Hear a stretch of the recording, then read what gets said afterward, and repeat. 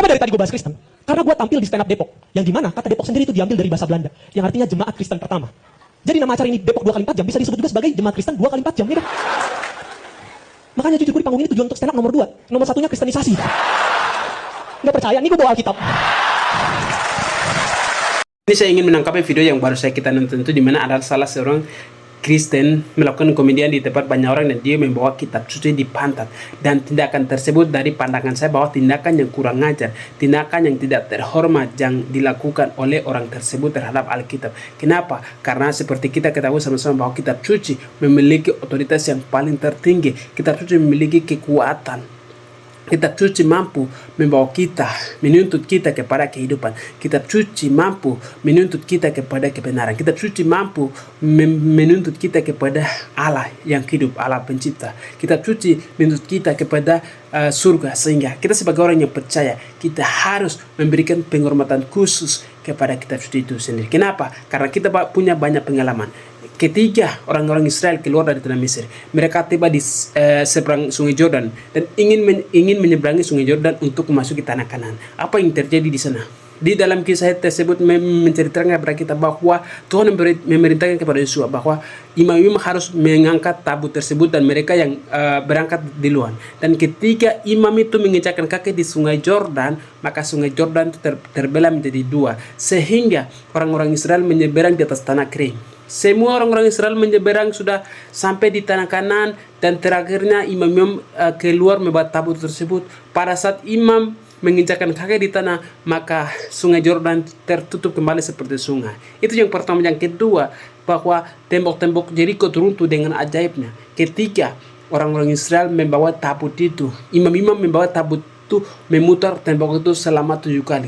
Di hari yang ke-7 mereka mengelilingi 7 kali pula, dan di 6 kali dan yang ke-7 mereka berteriak. Dengan ajaibnya tembok itu runtuh karena mereka membawa tabut perjanjian itu. Apa itu tabut perjanjian itu? Tabut perjanjian itu adalah firman Tuhan, perkataan Tuhan, 10 hukum yang dimana Tuhan memberikan kepada Musa yang harus dilakukan oleh orang-orang Israel. Dan perkataan-perkataan itu mereka dimasukkan di dalam tabut, sehingga bisa terjadi seperti begitu. Dan juga kita ketahui sama-sama bahwa ketika orang-orang Israel pergi berperang dengan musuh-musuhnya dan mereka kalah, mereka orang-orang Israel balik lagi mengangkat tabut tersebut, dan dengan tabut itu orang-orang Israel pergi berperang, mereka menang. Karena di mana tabut itu pergi, di situ ada kemenangan.